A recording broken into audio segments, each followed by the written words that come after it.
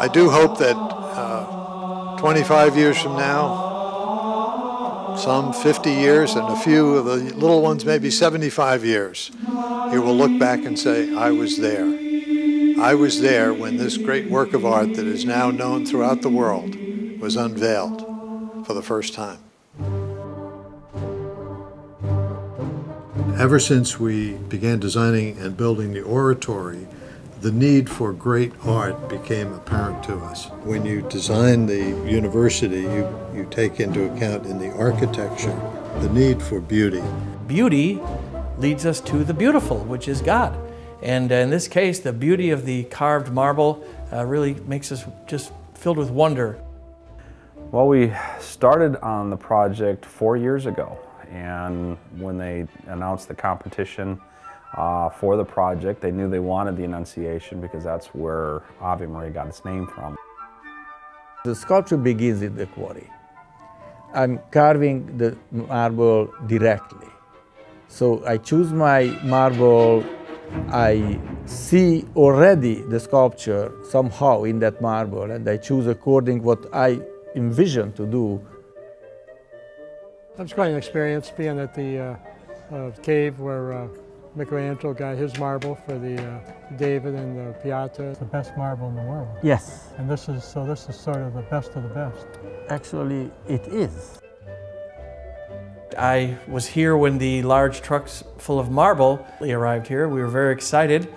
I instantly went out with holy water and blessed the trucks and the marble, and we just were very impressed that this was going to be a great project.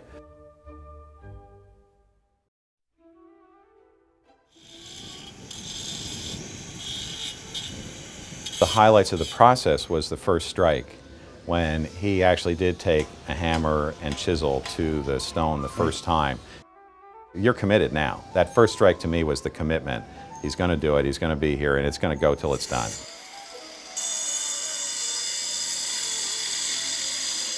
He's the only sculptor I know that will dive into a big block of stone and just start cutting. That's not normal. I mean, that doesn't happen anymore. That's the Michelangelo thing.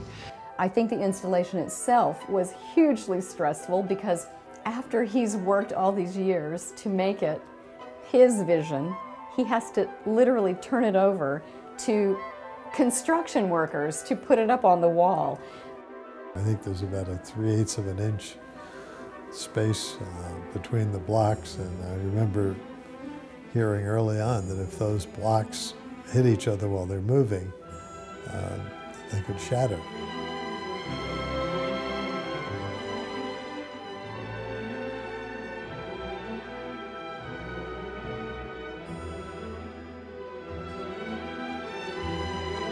I am very pleased, and it turned out far better than I even had imagined, and I had very high hopes for it. I think it's going to be regarded as one of the great works of art. I really do. Like the David, like the Pieta. I expect it to be in art books. And if you're going to take an art history book in 30 years, this is going to be one of the pieces that's there. Well, the idea is to make this the modern day Florence. And this is a major step in that direction. I think this would probably be remembered like when the Pieta was unveiled, or the statue of David was unveiled. You can only imagine what it must have been like for people back then. Years from now, people are going to say, I was there when the veil came down on this sculpture.